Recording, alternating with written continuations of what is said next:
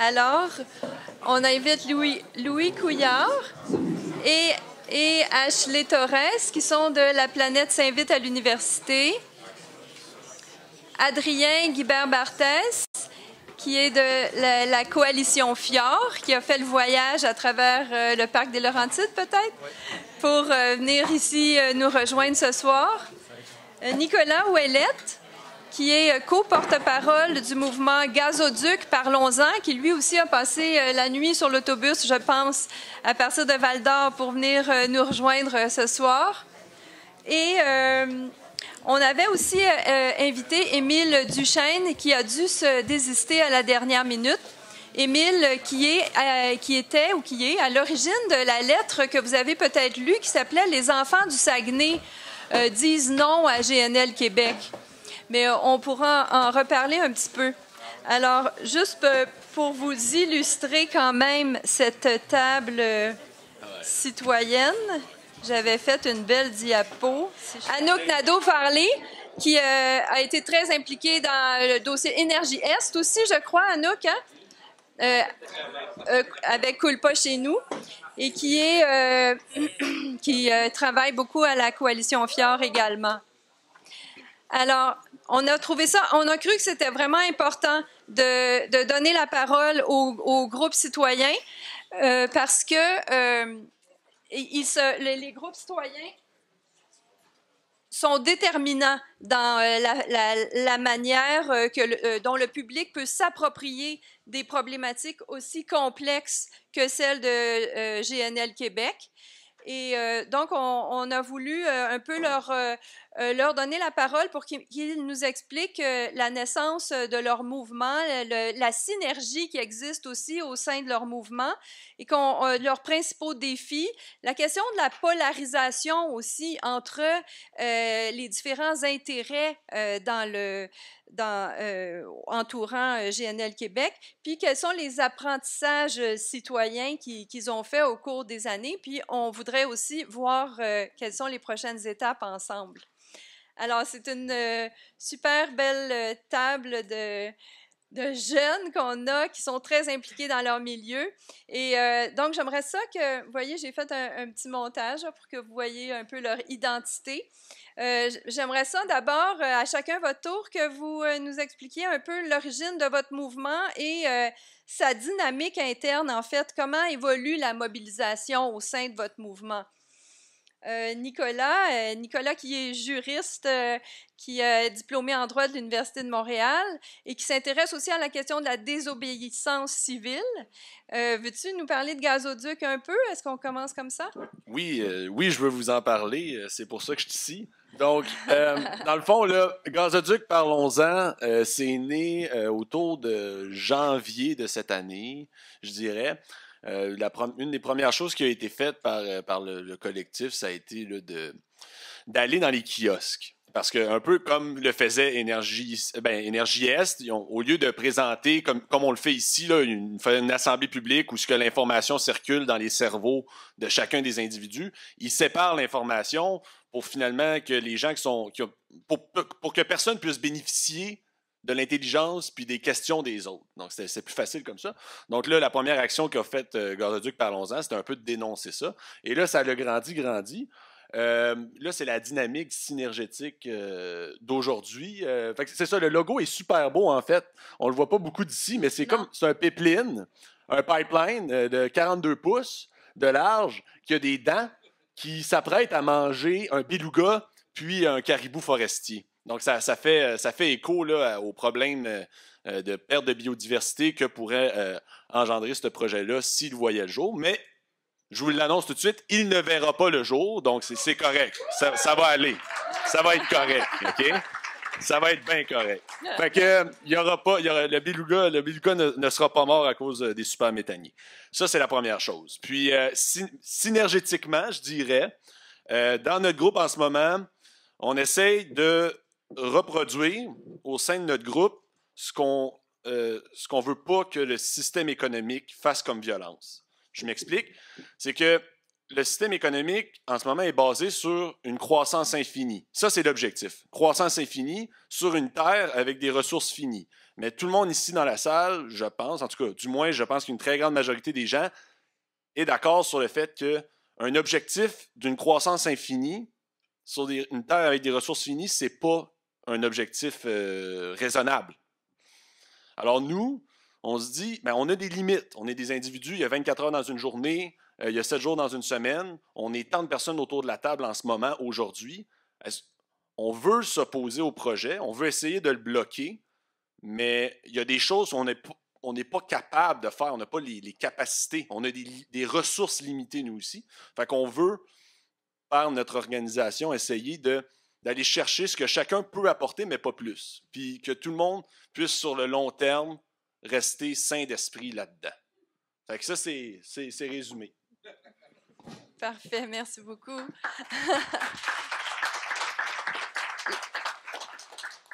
Anouk et Adrien, alors parlez-nous un peu de la coalition FIOR. Oui.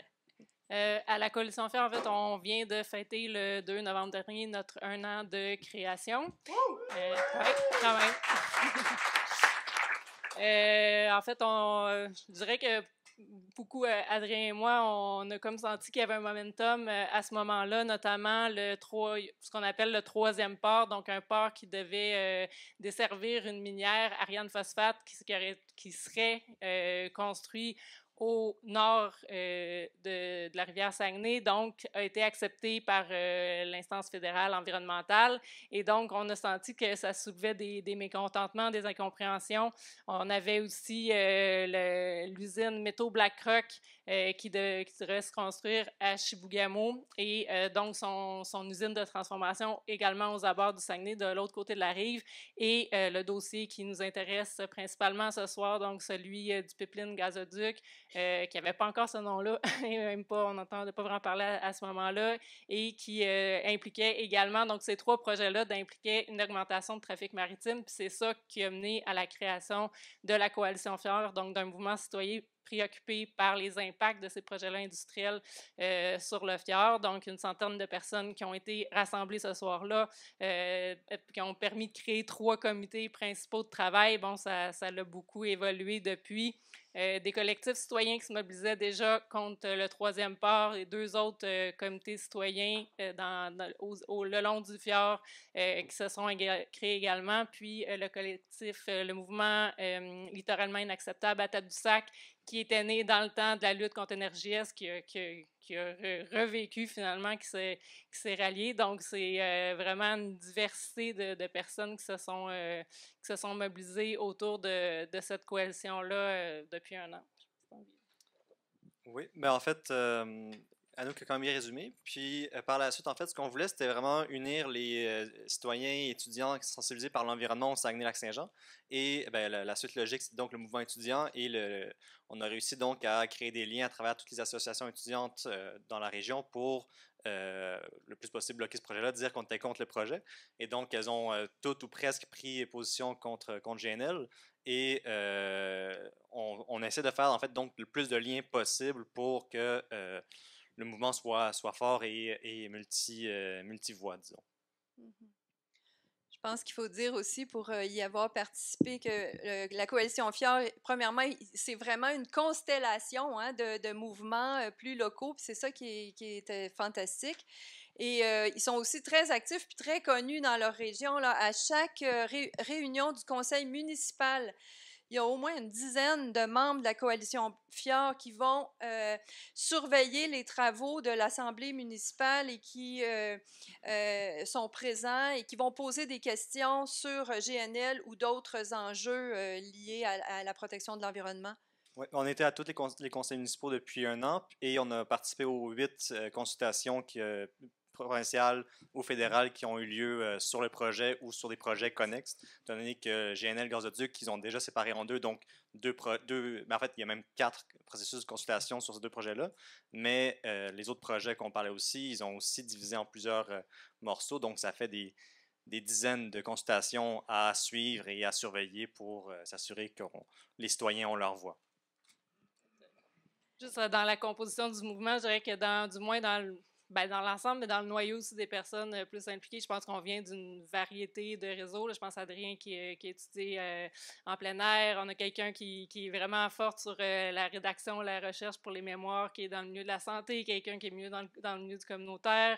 Moi, ça a été dit, je suis dans le milieu écologiste depuis 2012 environ. On a quelqu'un qui a lutté dans les années 90 pour la protection de la rivière Ouiachon, quelqu'un qui est ingénieur. Bref, c'est vraiment une diversité de gens qui permet aussi de comprendre les dynamiques régionales puis d'essayer de rassembler plus. Mais je pense qu'il y aura d'autres questions qui permettront d'extrapoler plus sur ça. Oui. Mais moi, ce qui m'a frappé, en tout cas, c'est que vraiment un travail méthodique là, d'analyse. Quelques personnes qui ont lu presque les 6000 pages de l'étude d'impact de GNL. Et alors, vous imaginez qu'est-ce que ça signifie là, pour les citoyens de s'approprier ce matériel-là. Puis eux autres réussissent à se structurer pour le faire de manière méthodique. Alors, on poursuivra avec d'autres questions. Louis et Ashley, deux représentants de la planète, s'invitent à l'université. Ashley, qui est étudiante en sciences politiques, je crois, à l'Université Concordia, et Louis en études internationales à l'Université de Montréal. Louis qui a été l'instigateur, je pense, du mouvement avec Ashley. Je ne sais pas si tu étais là aux premières heures, mais tu es devenue très présente puis très engagée. Tu t'intéresses à la justice climatique. Et donc, comment est-ce que Louis t'a décidé de démarrer un mouvement comme ça? Puis quelle espèce de solidarité t'as retrouvé au sein du milieu universitaire? Oui, mais je tiendrais tout de suite à te remercier, Marie, à remercier aussi Lucie pour l'organisation. Merci beaucoup. Encore une fois, tout un privilège d'être avec Nicolas, Anouk et Adrien qui ont fait la route en plus. Donc, merci énormément d'être ici. Vous faites du travail incroyable. Puis, loin de moi de vouloir prendre tout ce crédit, je pense que qu'est-ce qui est merveilleux peut-être de ma présence puis de la présence d'Ashley ici aujourd'hui, c'est qu'on représente vraiment un nombre impressionnant d'étudiantes et d'étudiants. Dans le fond, le collectif La Planète s'invite à l'université, là, qui est né en début 2019, dès nos premières petites rencontres là, au Café d'anthropologie de l'Université de Montréal, on en parlait du projet de GNL Québec. Tout de suite, on s'est rendu compte que ça allait être gros, puis qu'il fallait qu'on se mobilise contre ça, parce que c'était des étudiantes puis des étudiants, grosso modo, là, ça va sonner un peu macabre, mais qui se demandaient qu'est-ce qu'ils faisaient sur des bancs d'école, alors qu'il y avait une crise climatique qui pointait le bout du nez à l'horizon. Puis, tranquillement, là, on ne célèbre pas encore nos 1 an, mais ce collectif-là, il y a des comités puis des membres partout à travers le Québec, dans toutes les villes principales, sur tous les campus universitaires, sur presque tous les campus de cégep, dans plein d'écoles secondaires également, parce qu'on l'appelait La Planète s'invite à l'université. Pour l'instant, on n'a pas encore fait notre sortie publique, fait que je ne ferai pas de primeur aujourd'hui nécessairement, mais les étudiantes et les étudiants du Québec qui se mobilisent pour les enjeux liés à la crise climatique, qui travaillent désormais en coalition. C'est un nombre vraiment impressionnant de personnes qui se mobilisent, puis il y a un travail de fond, je pense, qui est incroyable, que je tiens à souligner. Puis, sinon, le genre de trucs qu'on a fait, mais vous avez vu peut-être le 27 septembre dernier, là, il y a une photo, c'était un demi-million. On a des étudiantes puis des étudiants à Montréal qui ont travaillé fort sur la planification de cette manifestation-là avec plein d'autres groupes, mais également partout à travers le Québec. Donc, autant à Saguenay, par exemple, où on avait nos groupes d'étudiantes et d'étudiants là-bas qui travaillaient avec les groupes locaux comme la Coalition Fier. Puis ça, c'est à travers, en fait, il y a eu 52 manifestations le 27 septembre, fait que je pense que notre gang d'étudiants était un peu partout là-dedans. C'était la même chose le 15 mars dernier, où également ça avait été des grandes manifestations. Puis je laisserai Ashley compléter sur... Dans le fond, comme Louis l'avait bien résumé, dans le fond, nous, on lutte pour une justice climatique. Puis dans le fond, on s'active, puis en ce moment, au niveau du GNL, on s'active pour que les étudiants vraiment dénoncent le projet activement dans leur campus, puis essayer d'organiser et éduquer la population étudiante contre c'est quoi le projet, parce qu'il y a beaucoup de, comme on l'avait mentionné dans le panel précédent, il y a beaucoup de greenwashing qui est en train d'avoir lieu. Donc, il y a une incompréhension de l'enjeu en tant que tel et quelle ampleur il va avoir les effets au Québec. Donc, on essaie d'avoir des gens comme Adrien qui vient puis nous parle de ce projet-là pour vraiment conscientiser la jeunesse de cet enjeu. La prochaine question, c'était sur les défis, puis j'ai le goût de vous laisser la parole, mais on va revenir par ici, parce qu'il me semble que Adrien, Anouk, Nicolas, ils sont dans le milieu qui est directement affecté par ces projets-là, mais vous Ashley et Louis, vous êtes en milieu universitaire montréalais. Comment vous faites pour sensibiliser les étudiants et les étudiantes à un projet qui peut sembler éloigné et complexe, difficile d'accès, etc.? Je vais juste partir sur une phrase là, que, dans le fond, il y a bien longtemps, j'ai eu une conversation avec Adrien. Puis nous, si on voyait ce projet-là qui s'en venait, puis on se disait, bon, qu'est-ce qu'on peut faire, les étudiantes et les étudiants à travers le Québec? Avec Energès, il n'avait pas encore compris que quand tu fais passer tes tuyaux proches des villes, il y a vraiment une grosse contestation. Là, ils se sont dit, OK, on va le cacher dans le bois. Heureusement, il y a des gens qui sont là pour défendre le territoire. On les remercie. Mais on avait cette conversation-là, Adrien et moi, puis on se disait, bon, qu'est-ce qu'on peut faire? Qu'est-ce qu'on peut faire? Puis Adrien, puis Anouk également, ils ont été dans les premiers à me dire, ben la job là, des étudiantes et des étudiants à Montréal, c'est de faire que ce projet-là, ça devienne un enjeu national. Puis ça l'est. Je pense que, je sais pas pour vous, là, mais moi, quand j'avais les panélistes qui venaient nous expliquer les impacts du projet, j'en ai des frissons là, de me rendre compte à quel point c'est un projet c'est un moment historique, mais on dirait que c'est tout le temps des moments historiques. Mais c'est un autre moment historique qu'on vit. Il faut vraiment qu'on lutte contre ce projet-là. Puis une des manières de gagner cette bataille, clairement, c'est de rendre le projet, l'intérêt, c'est de lui donner l'intérêt national qu'il a, en fait. Puis dans le fond, aussi, je pense, au niveau des étudiants, il faut aller avec qu'est-ce qu'on a comme ressources d'infos, puis vraiment, exemple, si je regarde McGill, exemple, pour présenter GNL, ben, il y a beaucoup un intérêt colonial. Donc, peut-être présenter le projet avec cet aspect-là, vraiment aller présenter, chercher les étudiants d'une autre façon, que c'est pas non seulement aux régions de comme s'activer là-dessus, c'est notre responsabilité aussi, parce qu'on va tout être affecté, mais laisser les gens qui vont être affectés en premier à défendre et laisser eux prendre toute cette ampleur de travail, mais c'est irresponsable de quelque part. Fait que c'est vraiment avoir ce message-là et faire comprendre à nous à Montréal qu'on est privilégiés, on est supposément pas directement impacté, mais on l'est réellement. Et il faut les appuyer le plus possible, je pense. En région, alors moi j'ai l'impression, j'avais une question sur la polarisation. Hein? J'ai l'impression que on parle de défis, mais de polarisation, je voudrais que vous me parliez de ça un peu, c'est-à-dire comment il y a des groupes qui s'opposent et qui s'entrechoquent de manière assez forte. Et je pense que vous le ressentez davantage dans vos régions respectives. Est-ce que c'est un défi important, ça? C'est sûr que c'est un défi important parce que, pour plusieurs raisons, il y a une polarisation qui se fait. Étant donné que une usine qui arrive comme ça, c'est de l'emploi pour certaines personnes dans la région, c'est des retombées fiscales en théorie aussi. Et en fait, le premier abord, première image qu'on a eue un peu de ce projet-là, c'est qu'on se retrouvait vraiment contre un Goliath, en fait, avec plusieurs têtes en plus. Donc un Goliath à 3 têtes, disons, ou 2 têtes pour Gazoduc GNL. Et ils ont des millions de dollars en publicité, en promotion, ont du lobbyisme en masse aussi. On a recensé en fait 24 lobbyistes depuis 2014 qui s'évertuent à faire la promotion. Il y a 9 personnes à temps plein aux communications pour le projet aussi. Il y a des élus, il y a la Chambre de commerce qui, depuis 2014 au Saguenay, qui met de l'argent dans la promotion de ce projet-là parce que, c'est ça, encore une fois, on a l'impression qu'il va y avoir des retombées fiscales importantes. Dans les faits, c'est difficile à dire, comme on voyait tantôt.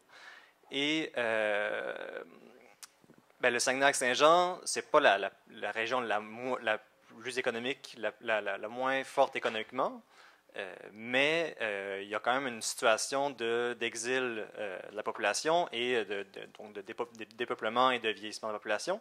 Et GNL est un peu vu comme étant la solution miracle à ces problèmes structurels-là. Et ce qui a c'est qu'il y a certain écho dans la population, Cependant, c'est vraiment difficile de savoir quelle est l'opinion de la population dans la région, étant donné qu'on n'a pas de données concrètes qui disent si oui ou non les gens sont pour. Évidemment, l'entreprise et certains élus disent qu'ils sont pour. Il y a beaucoup d'élus au Saguenay-Lac-Saint-Jean qui sont prononcés pour le projet avant même d'avoir lu l'étude d'impact ou d'avoir rencontré d'autres experts que ceux de l'entreprise, ou même d'avoir rencontré des experts, point.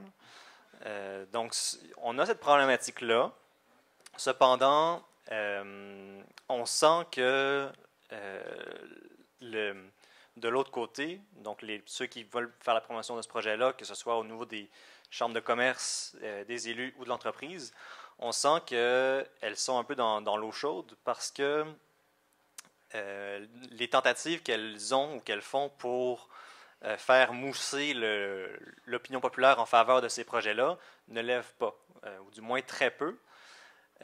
En exemple, il y a 2 semaines, ils ont parti un faux mouvement qui s'appelle « Je crois en ma région », qui est un peu comme si, pour croire en ta région, il faut que tu crois aux gros investisseurs américains qui viennent mettre des milliards de dollars pour un projet qui finalement ne t'appartiendra pas, puis on ne rajoute pas de la valeur à ce projet-là, etc.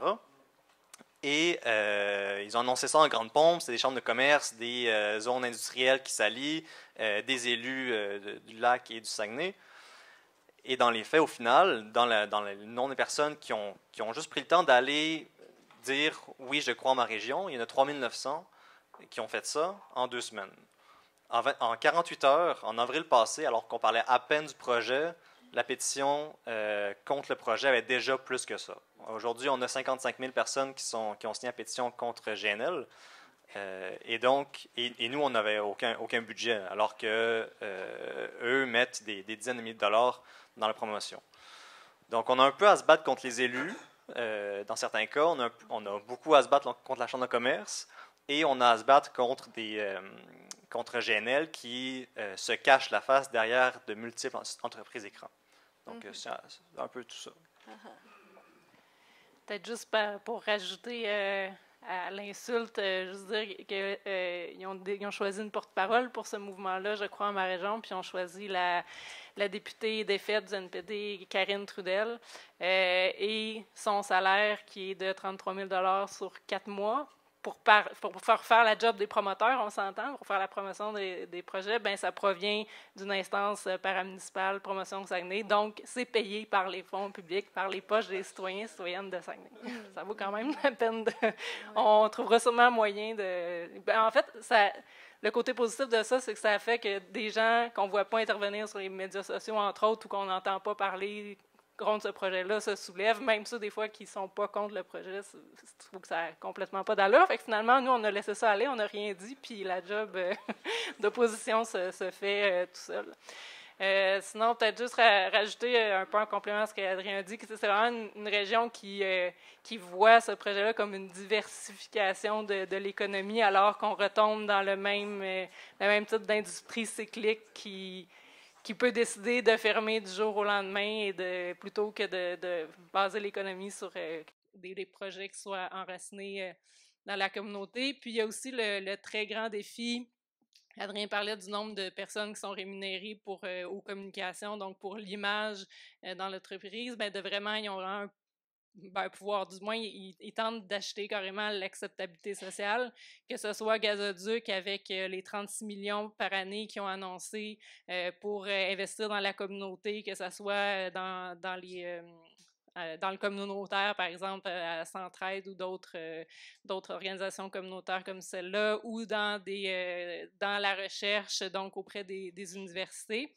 Et pour faire du pouce là-dessus, notamment, il y a tout le côté de la dite carboneutralité de l'usine de GNL qui est vraiment une épine là, dans le projet, parce qu'il y a beaucoup de gens qui croient en ce discours-là, qui disent tant qu'à quand Éric parlait tantôt de tout ce qui serait exploité comme gaz, les besoins qui viendraient dans les prochaines années, bien, tant qu'à exploiter du gaz, pourquoi qu'on ne le fait pas de manière propre au Québec, puis pourquoi qu'on irait le faire ailleurs? Donc, c'est vraiment un défi. Et encore récemment, en termes d'achat de l'acceptabilité sociale, bien, GNL a annoncé qu'elle investissait 350 000 $ pour la recherche sur le gaz naturel renouvelable, donc pour faire avancer ça. Donc ça, c'était une des mesures dans le rapport de la Charte des conseils pour comment une grosse industrie comme cette usine-là peut devenir carboneutre, là, mais on s'entend que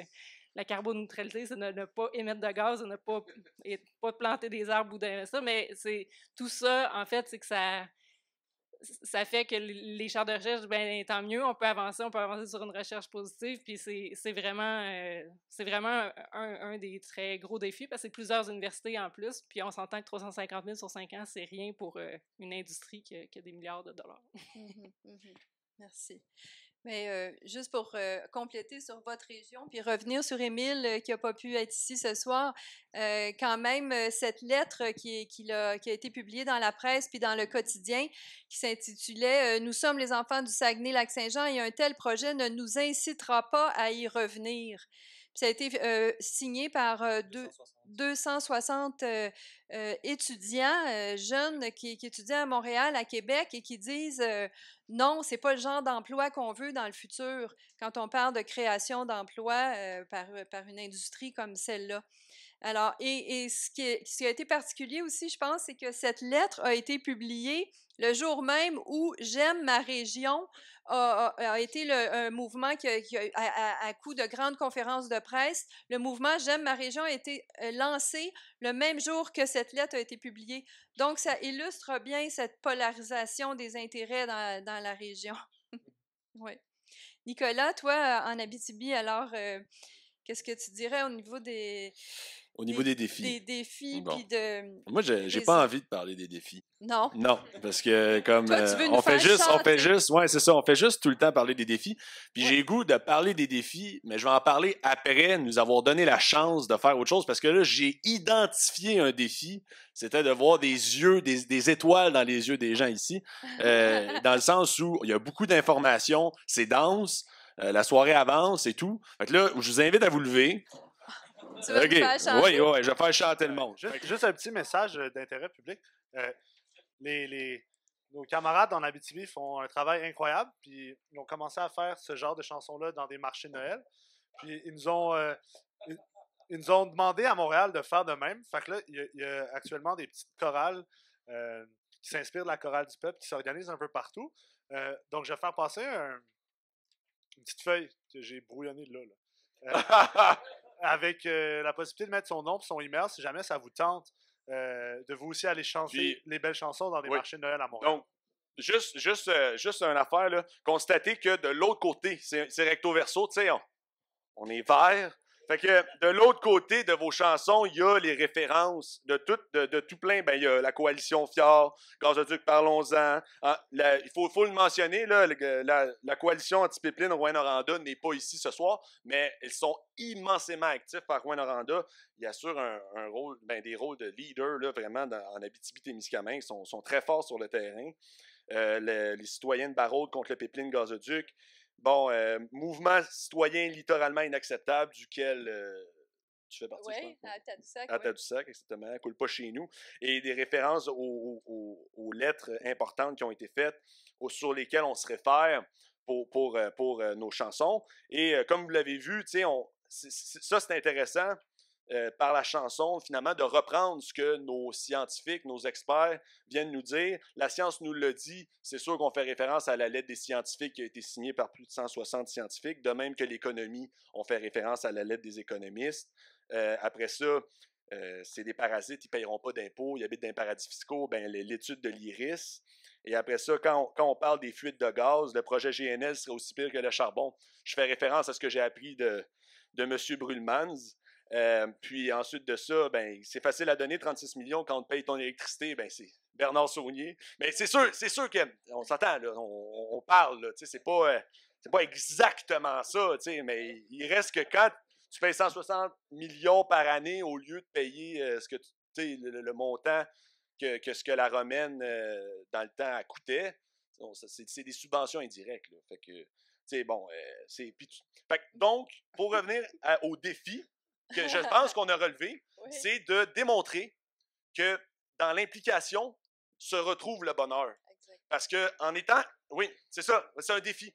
Mais ça s'impliquer sur les questions environnementales et sociales et coloniales qui nous intéressent, ça l'apporte du bonheur. Ça n'en retire pas. On finit par... Puis c'est en utilisant ce qu'on a de plus renouvelable, c'est notre créativité. On est créatif, on a des forces, on a tous des forces en tant qu'individu, en tant que groupe.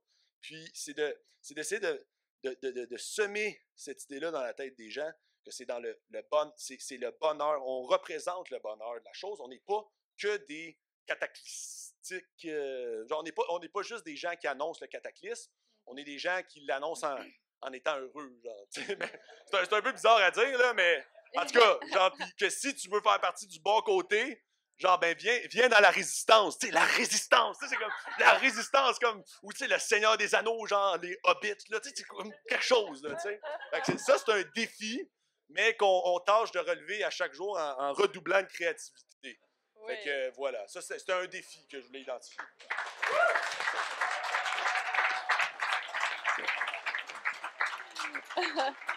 Merci, Nicolas. Je ne savais pas que j'avais invité un directeur de chorale.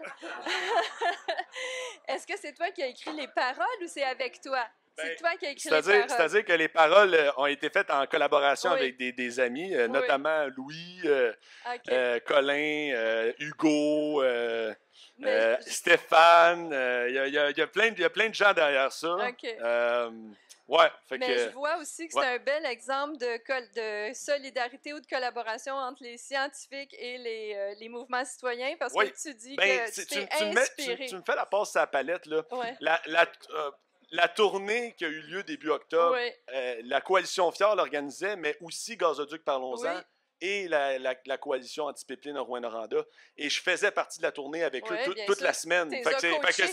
je les ai coachés, mais Ouais. je les ai écoutés comme je sais pas combien de fois dans la semaine. Fait qu'à un moment donné, ça rentre dans la tête. Ouais. Fait que là, je les ai mis dans mes paroles de chansons, c'est sûr. Ouais, Là, tu sais. ouais. Là, sinon, il aurait dit, ben voyons donc, tu nous écoutais pas. Ben, ça va nous faire... Bon, OK, fait que fini mon tour de parole pour tout de suite. Pour tout de suite. Ça va nous faire des beaux parties de Noël si on apprend tout ça par cœur. Qu'est-ce que je voulais dire à propos de... Je me souviens plus à propos de ta chanson. Non, mais j'en arrive justement à la question des solidarités, des nouvelles solidarités, des nouvelles complémentarités. Comment votre mouvement a permis de justement créer des nouvelles alliances, que ce soit avec des groupes de travailleurs, avec des scientifiques, avec intergénérationnels? Pouvez-vous nous donner des exemples? Et puis, je sais ce que je voulais dire tantôt, c'est que tu parlais du bonheur, puis oui, c'est sûr que c'est ce qui caractérise aussi les mouvements citoyens, c'est la dimension plaisir que ça apporte de se sentir faisant partie d'un groupe. Et il y a des psychologues maintenant qui travaillent sur l'éco-anxiété, hein? Puis ce qui émerge, c'est que c'est vraiment l'engagement social, la mobilisation qui nous aide à diminuer notre niveau d'anxiété quand on fait face aux risques et puis à des projets comme ça qui nous angoissent. Alors, voilà. Adrien, t'avais-tu quelque chose à dire Oui. sur les nouvelles solidarités? Ben, en fait, comme au début, on disait, Tu nous as mis l'anarchie là-dedans, là, fait qu'on on y va spontanément. C'est bon, je suis d'accord. dans les nouvelles solidarités qu'on essaie de faire, il y a entre autres dernièrement le mouvement d'éducation populaire et d'action communautaire du Québec, mais aussi du Saguenay-Lac-Saint-Jean, qui a pris position contre GNL pour des raisons reliées au fait que les changements climatiques vont toucher particulièrement les personnes qui ont déjà des problèmes sociaux X, Y, Z. Donc, il y a plusieurs groupes comme ça qu'on essaie d'aller mobiliser.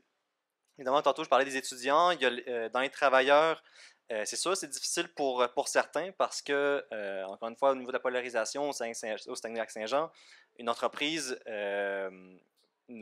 n'a pas toujours intérêt à se positionner contre ce projet-là pour plein de raisons. Et on sait qu'il y en a qui ont reçu des menaces de certaines personnes de se faire fermer leur commerce s'ils s'affichaient. Donc, on joue avec cette game-là. Cependant, tranquillement, on sent un changement dans la mentalité des gens. Prochainement, c'est possible même que la mobilisation, après s'être chantée, va pouvoir se boire. Ouais, c'est à voir. Oui. La mobilisation va peut-être pouvoir devenir liquide, disons. Ce soir, là, tu parles. Non, prochainement, dans les prochains mois. Mais, Ah, d'accord. À OK, venir, tu vends une mèche. à venir. Et sinon, en fait, la collaboration avec les scientifiques en juin, avec la lettre des 160 scientifiques qui refusaient le projet GNL, a vraiment créé un boom pour que d'autres groupes aussi, tranquillement, aient moins peur de prendre position, ou du moins se sentent interpellés pour prendre position. Le fait que des médecins comme Madame Briand tantôt et depuis de nombreux mois se mobilisent aussi, commencent à faire réveiller la conscience de certaines personnes travaillant en santé sur les impacts des changements climatiques, mais de ce projet-là en particulier. Et sinon, la plus grande alliance qu'on a, je pense qu'il faut vraiment le souligner encore une fois, c'est avec les étudiants de LPSU qui nous permettent d'avoir un réseau vraiment intense de relations à travers le Québec pour X projets. Mm-hmm. Je pense aussi que les autres alliances, notamment à travers la tournée là, dont il a été question tantôt de Abitibi-Saguenay sur le regard interdisciplinaire, en fait, le fait déjà que des scientifiques, des experts soient venus dans la région et qu'ils soient associés finalement à un mouvement citoyen controversé comme la Coalition Fior, c'est comme si ça nous donne une certaine crédibilité, puis je pense que pour certaines personnes qui pouvaient ne pas être sûres de quoi penser de ce projet-là ou de se rallier, je pense que ça a ouvert certaines portes, notamment ça nous a permis d'avoir certaines rencontres privées qui n'étaient pas annoncées publiquement, accompagnées des experts et expertes, donc avec des gens des milieux syndicaux auxquels on n'aurait peut-être pas eu accès, puis qui ne vont pas nécessairement se positionner contre, mais comme Adrien disait, ça fait quand même cheminer la réflexion, puis on s'entend, ce projet-là, on en parle plus, nous autres, c'est il y a un an, là, juste après la création de la Coalition Fior avec le pipeline, qu'on a plus entendu parler. Fait que je pense qu'il y a encore beaucoup de place à faire cheminer la réflexion de beaucoup de gens. Donc oui, avec cette tournée-là, mais aussi toutes les sorties dont il était question, que ce soit les risques, les économistes, les scientifiques, c'est vraiment des alliances nécessaires et importantes. Moi, je ne reviens pas, pour avoir été de proche avec la lutte contre l'ENRJS, à quel point tout ce dossier-là avance vite de manière incroyable. Autant la mobilisation à s'écrire les liens avec les groupes environnementaux au national, là, je pense à Équiterre, Nature Québec, Greenpeace, WWF, le Pacte pour la transition, Au Secours, on est tous en contact. Là, c'est sûr qu'il y avait des liens qui existaient déjà, mais ça a été super naturel de se rassembler.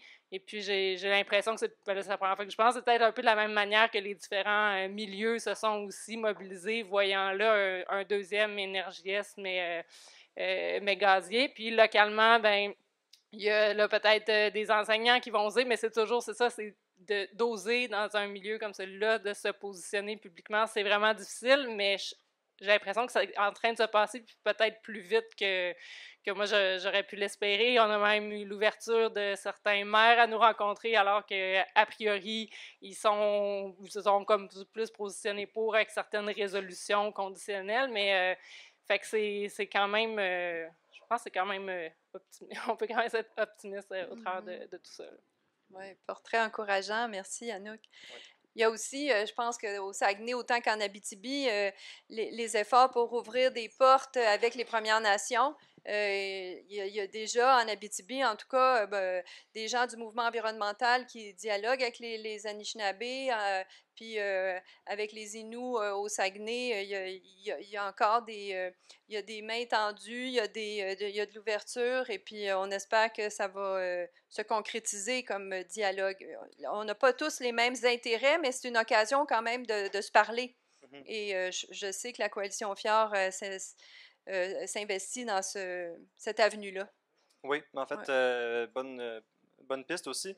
Au niveau de la coalition Fjord, ben j'ai oublié de le dire, d'habitude je le dis la plupart du temps, on reconnaît qu'on est sur un territoire non cédé traditionnel de la communauté de Mastoyache, de nation Innu, donc le Nitassinan Innu. À la base, on n'avait pas de contact personnel direct avec des membres de la communauté. Et donc, c'est difficile de faire les pas et de construire une solidarité dans ce qu'on a fait, dans ce qu'on essaie de faire.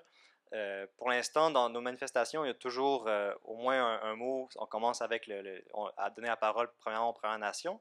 Mais ce qu'on ressent de leur part, ou du moins de certains membres de leur part, c'est qu'ils vivent les mêmes contraintes que nous, au final, reliées au fait que c'est difficile pour certains de s'afficher publiquement contre le projet pour des tas de raisons, mais entre autres le fait qu'ils ne veulent pas passer pour les empêcheurs de tourner en rond. Et donc, on essaie de plus en plus de faire des liens. À travers tout ça, il y a la structure des conseils de bande qui est plus favorable généralement au Saguenay envers l'industrie. Mais encore une fois, ça, c'est étant donné que depuis 2014, GNL avance ses pions. Et donc, de 2014 à 2018, ben, ceux qui voyaient le projet, qui semblaient vouloir dire non, mais qui se sentaient tout seuls, ben, forcément, ben, ils ne voulaient pas prendre la parole tout seuls et ont probablement eu ce contexte-là en arrière-plan pour aller de l'avant un peu plus avec l'entreprise. Merci.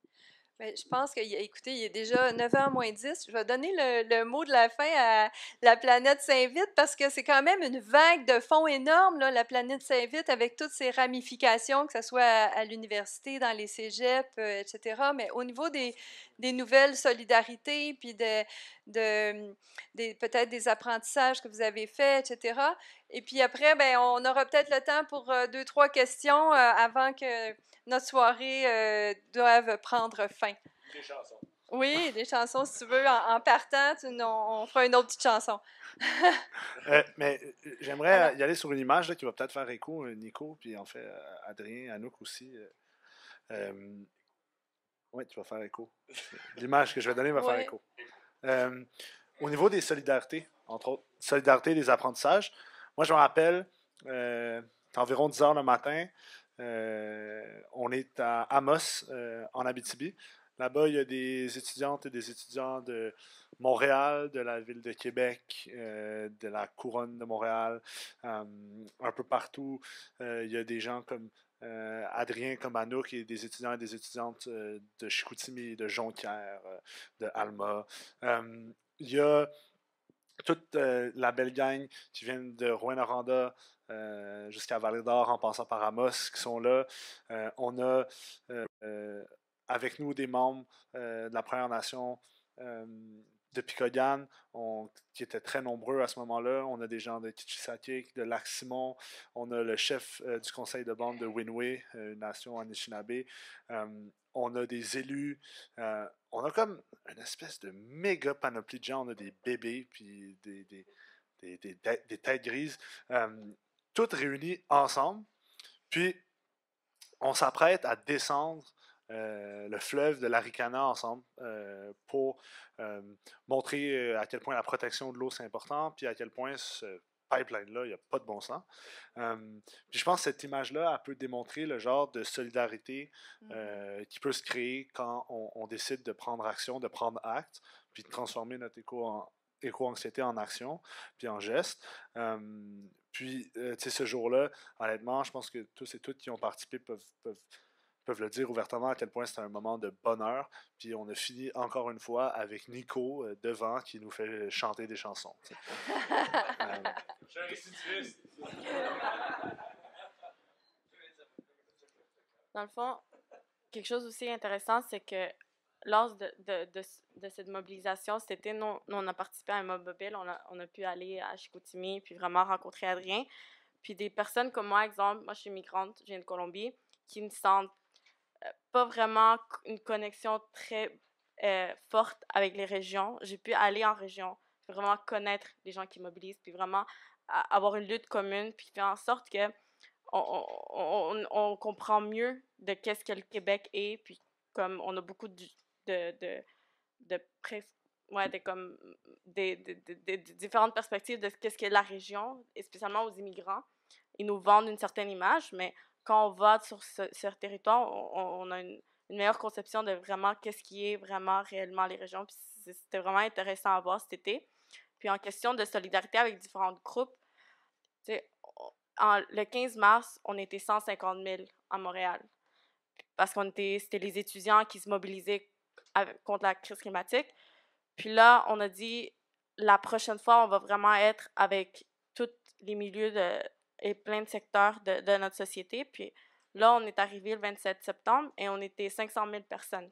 Puis ça force à quel point que quand on est tous unis, puis on a une mobilisation beaucoup plus large, on peut atteindre beaucoup plus de personnes, puis vraiment différentes sortes de personnes. On avait une délégation autochtone, mais on avait aussi le milieu de la santé, on avait les milieux du travail, tout ensemble, et les étudiants, vraiment pour une lutte qui est vraiment globale, qui est difficile, mais qu'à la fin, ensemble, on est beaucoup plus fort, puis on peut vraiment faire changer, amener les changements qu'on veut. Parce que si on fait juste lutter indépendamment, chacun, on va s'épuiser. Puis c'est vraiment la belle alliance qu'on a créée, je pense, au 27 septembre, était très belle, puis j'espère qu'on va continuer à la créer dans les futurs. Merci. Ben, je pense qu'on peut les applaudir parce que vraiment...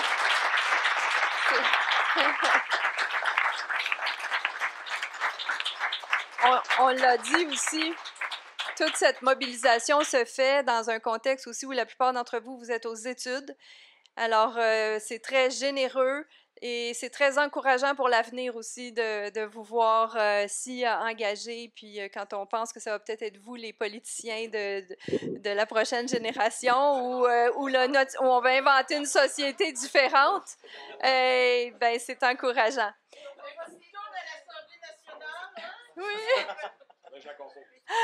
Oui, alors on a 3 personnes qui voudraient poser des questions et on aimerait vous entendre. Je voudrais savoir s'il y a une mobilisation qui se prépare. Je ne sais pas si le micro sert à quoi, là. S'il y a une mobilisation qui se prépare en vue de la COP là, qui va avoir lieu en décembre en Espagne. Parce que ça pourrait être le thème GNL.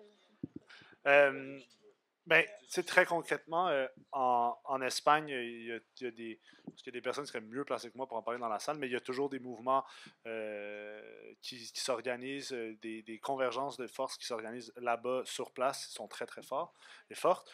Ici, je pense qu'il y a différentes actions qui s'organisent en ce moment, pas nécessairement autour de la COP, ni autour du projet GNL, mis à part les chorales là, qui se font partout à travers le Québec en ce moment, et je vous invite d'ailleurs à remplir la petite feuille qui circule, hein, parce que des belles chorales à Montréal, puis sur la couronne nord, puis sur la couronne sud, là, ça serait le fun, ça va faire du bien aussi. Puis, mais non, plus concrètement, je sais que si vous avez envie de participer à des trucs géniaux, ben, il y a quelque chose qui s'organise dès vendredi. Il y a différents groupes là, qui agissent en solidarité pour créer une alternative au Vendredi fou. Donc, une alternative plus joyeuse et humaine. Il va être fou quand même le vendredi, mais... Donc, ça serait ma réponse. Je sais pas... Sur la mobilisation contre GNL, dans les prochains mois, ce qui s'en vient, en théorie, ça serait le BAP. On ne sait pas quand exactement. En fait, c'est le BAP qui va se déclencher un peu lui-même en fonction de l'entreprise. Mais donc, on s'attend à ce que début 2020, il y ait le BAP et qu'on ait besoin d'une mobilisation d'ampleur nationale. Donc, on vous invite à faire des mémoires, poser des questions, mais aussi simplement juste envoyer des messages à vos élus pour qu'ils comprennent qu'on n'en veut pas de ce projet-là. Oui. Oui. Ben, j'avais quelque chose à dire qui n'était pas anarchique, c'est correct. Bon, ben, donc, bon. Par rapport, en Abitibi, en tout cas, je sais qu'il y a la Gazoduc qui veut commencer ses assemblées publiques. Après avoir fait les kiosques, elle veut commencer, puis ça, elle veut commencer ça. Elle met ça flou. Elle veut ouvrir un bureau ici en Abitibi. Elle ne nous dit pas où, elle ne nous dit pas quand. Mais nous autres, on regarde ça de près, là, pour peut-être faire un petit camping. Non, je sais pas. Là, je dis des choses que je pense pas, là, du tout. Mais c'est ça. Fait que il y a ça, nous autres, qui s'en viennent de notre bord. Mais je pense que c'est important, comme Adrien dit, le BAP qui s'en vient, les évaluations aussi fédérales qui s'en viennent éventuellement. En amont, tu sais, c'est là. Il y a déjà là maintenant, faut qu'on s'organise pour faire de quoi parce que c'est un défi que j'ai pas identifié tantôt, mais que je m'apprête à identifier. C'est de vraiment que les gens le savent, tu sais, parce qu'on n'est pas beaucoup de gens, mettons, en Abitibi. Et donc, on n'est pas beaucoup de gens à être mobilisés nécessairement, tu sais. Mais, tu sais, aborder le sujet, puis comme donner l'information, que les gens soient informés de ce qui se passe vraiment. Au lieu de dire, ah ouais, ils veulent faire un tuyau, je sais pas trop, tu sais. Vraiment que les gens sachent c'est quoi, qu'est-ce qui en retourne, mais c'est un défi, ça, parce que veut pas, il faut le contact humain, on n'a pas des moyens énormes pour faire de la communication. Fait que ça, c'est un défi. Ça, c'est un défi que ici, on est tous des vecteurs. T'sais, on est tous des vecteurs de communication. Puis que ce soit par Facebook, mais idéalement encore plus par nos réseaux affinitaires. On a des affinités avec certains groupes de gens. Ben, c'est d'aller voir ces réseaux-là affinitaires. Il y a des gens qui travaillent dans le domaine du cinéma, ben, comme ils ont des amis dans ce domaine-là, les gens sont plus dans le domaine communautaire, ben, qui aillent réseauter leur milieu finalement d'affinité pour que dès maintenant, on soit prêt pour que le BAP il soit comme « Oh mon Dieu, c'est tellement... il n'y a tellement pas d'acceptabilité sociale que... » J'aime pas ça dire ces mots-là, mais bon. Voilà. Merci, Ouais, Nicolas. Oui. juste pour rajouter, dans le fond, il y a nos secondaires pour le futur Montréal. Ils organisent une manifestation, je crois, le 13 décembre contre GNL. Donc, ça va s'annoncer bientôt. Ouais, c'est ça, Montréal. PLF Montréal. Ouais. Juste vraiment rapidement, il y a un très bon outil qui existe si vous voulez agir comme vecteur d'information pour la mobilisation.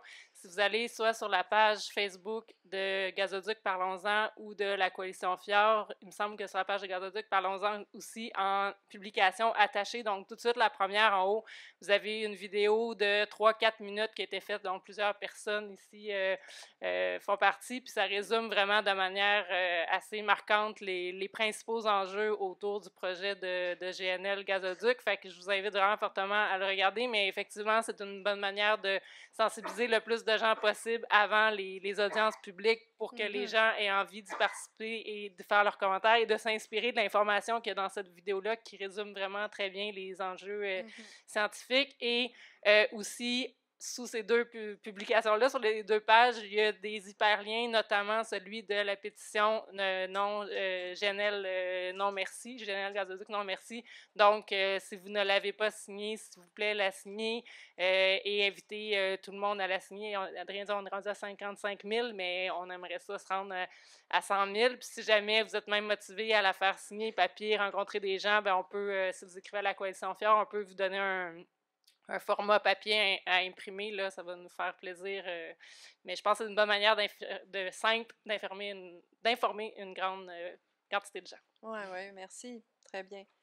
Monsieur. Oui, ben en oui. fait, on en a parlé un peu, là, mais moi, c'est ça, je me demandais où en est justement l'évolution du dossier. Là, il va y avoir le BAP éventuellement, puis ça en parallèle avec la mobilisation citoyenne qui, tu sais, dans la saison 2020, on a eu du monde sur l'eau sur la Aricana l'été dernier, à Tadoussac, à L'Anse-Saint-Jean et autres.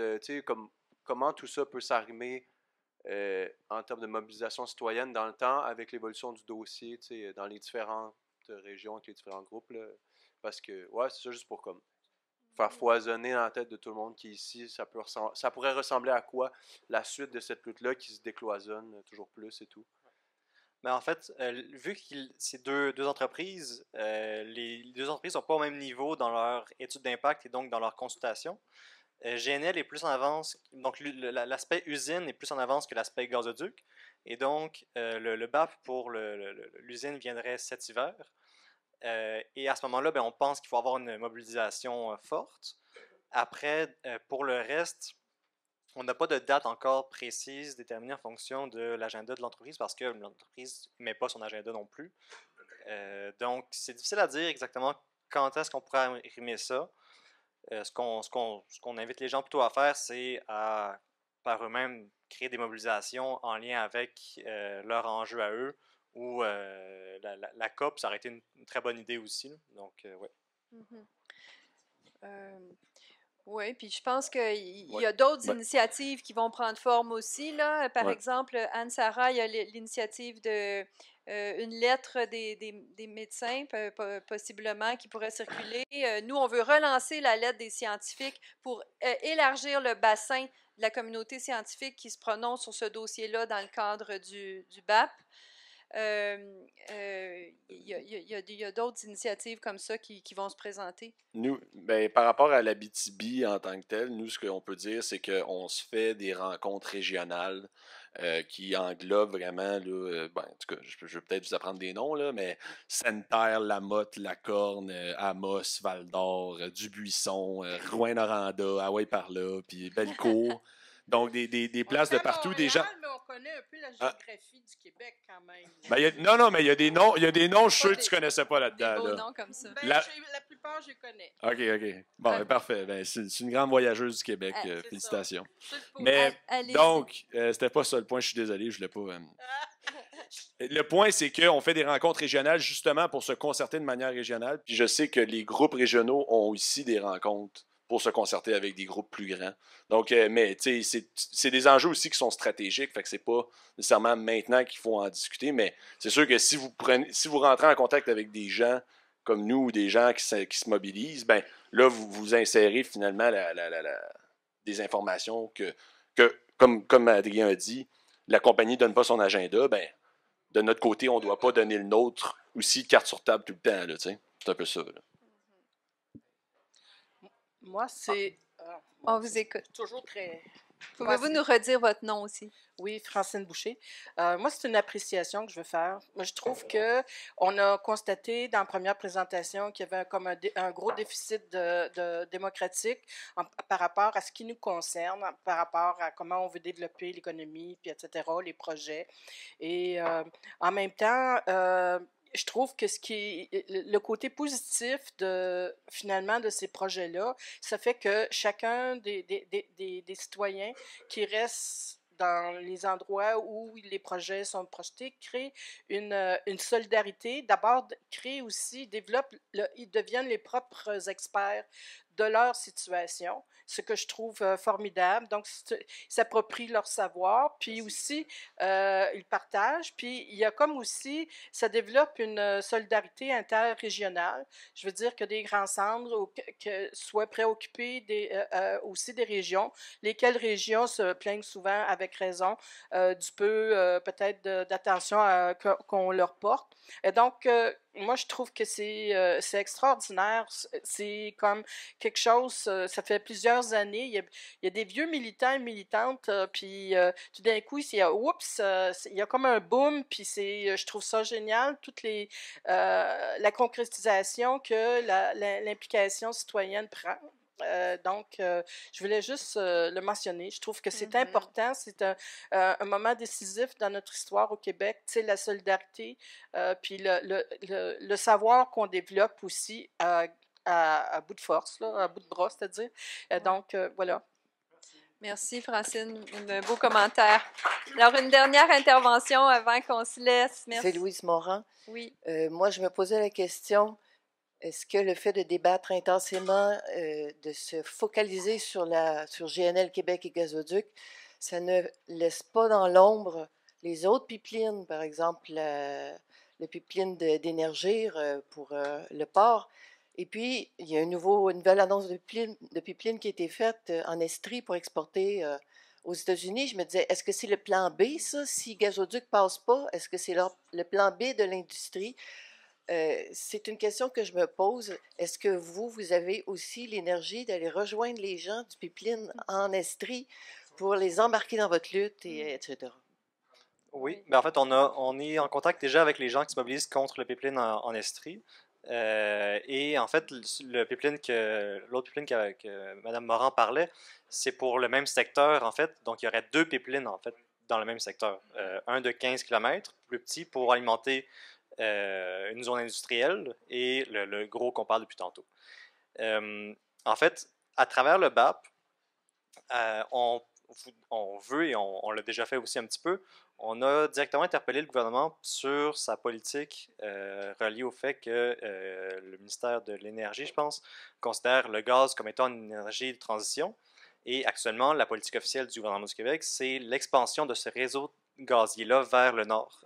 Donc, entre autres, vers la Côte-Nord, le nord du lac Saint-Jean et l'Abitibi, en fait, pour les nommer plus précisément.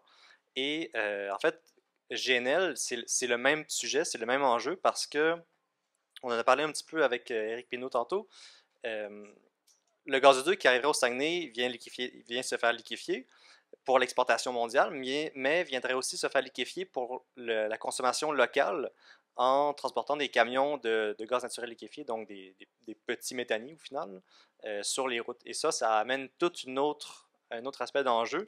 Et c'est ça qu'on trouve bien au moins avec le débat actuel, c'est qu'on arrive quand même à en parler un petit peu. Pas beaucoup, c'est sûr qu'on nage dans des enjeux interminables, mais au moins de plus en plus de gens, on a l'impression, commencent à le réaliser.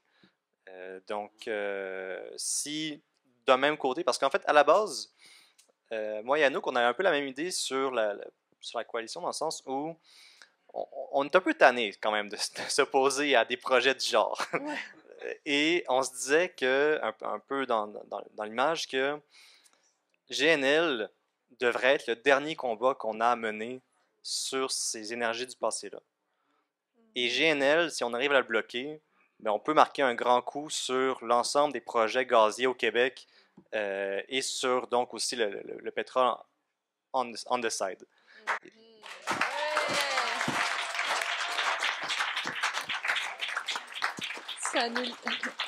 Merci à vous tous. Ça nous laisse sur une note très, très encourageante. Anouk, voulais-tu ajouter quelque chose? Oui, quelques mots, entre autres, parce que c'est Louise qui pose la question, mais je pense que c'est encourageant aussi parce que moi, je vois une certaine continuité avec la mobilisation qu'il y a eu contre NRJS, puis qu'on a gagné tout le monde ensemble, plusieurs personnes qui sont ici présentes, mais toute la mobilisation qui a eu lieu. Et puis, sur la question de la mobilisation à Sherbrooke, ben, en fait, c'est ça, il y a vraiment des bases solides de mobilisation citoyenne, que ce soit via le regroupement Vigilance Hydrocarbures Québec ou Coule pas chez nous, comme il a été nommé. Notamment, la coalition Fjord et Gazoduc, parlons-en, sont devenus membres de Coule pas chez nous, entre autres, au RVHQ aussi. Et puis, en fait, c'est de cette manière-là, entre autres, qu'on a entendu parler de ce projet-là en Estrie. Puis, il y a Goldboro, parlons-en, en fait, qui a été créé donc pour mener une campagne similaire à Gazoduc, parlons-en, sur ce pipeline-là. Et puis, via une liste de groupes citoyens membres de Coule pas chez nous, ben, la gang à Sherbrooke qui veulent mobiliser, parce que ça passe pas à Sherbrooke, mais autour, ont voulu avoir la documentation de la campagne Gaz Jurassique, je le nomme parce que Louise y a fortement contribué, donc campagne Coule pas chez nous en collaboration avec le RVHQ aussi. Et puis donc, les citoyens et citoyennes se sont mobilisés pour faire amener de cette documentation-là à Sherbrooke sur le gaz naturel. Donc, je vois que c'est vraiment, je pense que c'est une force assez particulière qu'on a développée au fil des années sur le territoire du Québec, puis qu'effectivement, ça peut mener à peut-être mettre le clou dans les pipelines une fois pour toutes. Ouais. Alors, j'espère qu'un jour, on va écrire un livre sur l'histoire du mouvement citoyen qui se battait contre une énergie du passé. Alors, écoutez, un jour, on fera un immense bouquet de toutes les luttes et victoires citoyennes. Et d'ici là, merci à tout le monde de votre présence et participation. Un immense merci à tous les panélistes, à tous les scientifiques. Quelle intelligence scientifique et citoyenne. C'est extraordinaire. Alors, on chante. Okay. Le pipeline dans nos campagnes viendrait détruire nos écosystèmes. Super méthanier sur le Saguenay sonnerait le glas des belugas. Gazoduc,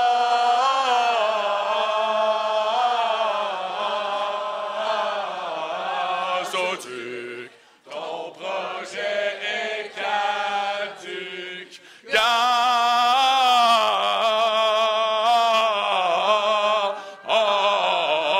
Gazoduc, ton projet est caduc.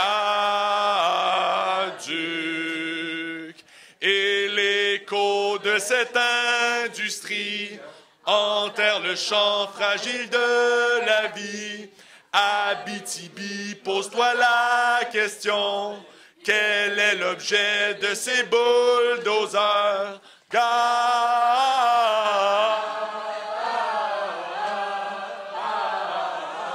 Gazoduc, ton projet est